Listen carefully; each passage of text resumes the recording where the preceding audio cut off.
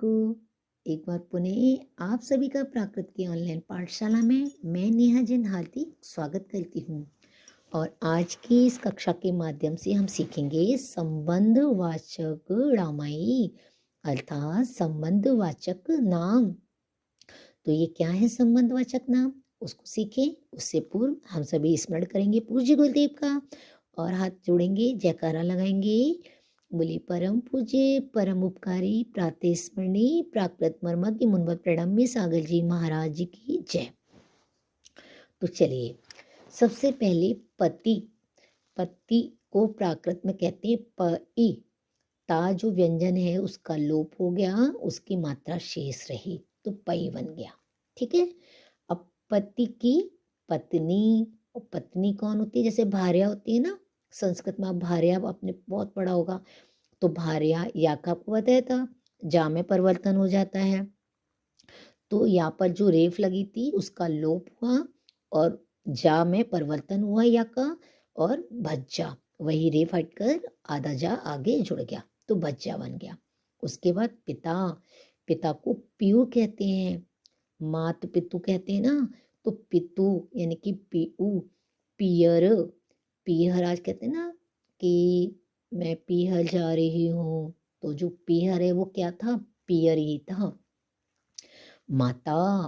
माता को माया या माँ कहते हैं, है ना। माता को माया या माँ। अब भाई। भाई को भाऊ कहते हैं ना महाराष्ट्र में। भाऊ भाऊ कितना प्रयोग होता है महाराष्ट्र में।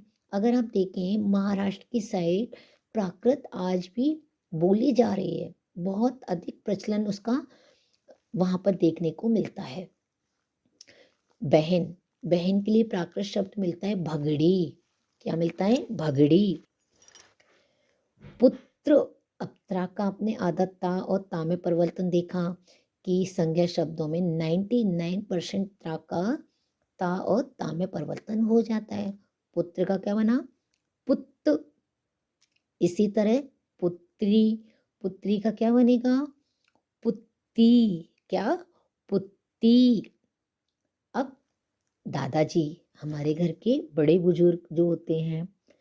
अब आपने भीष्म पितामह का नाम सुना है ना, पितामह।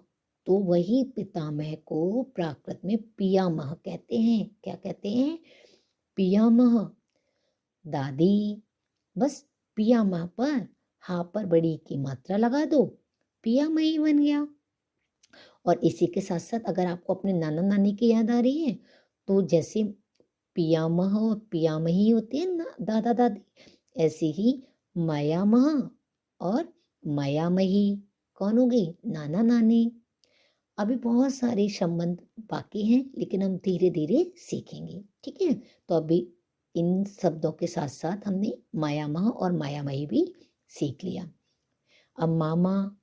मामा के लिए माउल, है ना, क्योंकि मामा आ गए तो मामा से पहले नाना नानी भी तो सीखना है।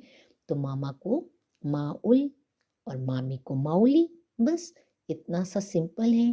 तो कितनी इजी है ये शब्द, एक बार पुनः अभ्यास कर लेते हैं।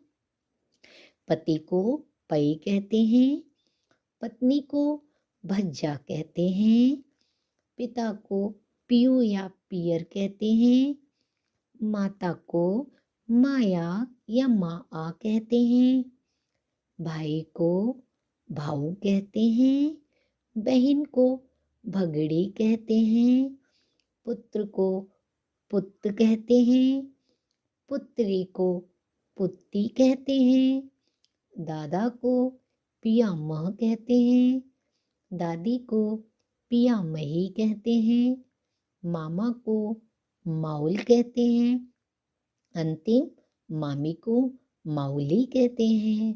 तो आप सभी को याद हुए ना संबंधवाचक नाम। तो अब याद कीजिए, एक बार पुनः इसको फिर से आप रिवीजन कीजिए तो जल्दी से आपको याद हो जाएंगे। तो अब वक्त हो चुका है आपसे विदा लेने का। जय श्री हिंद।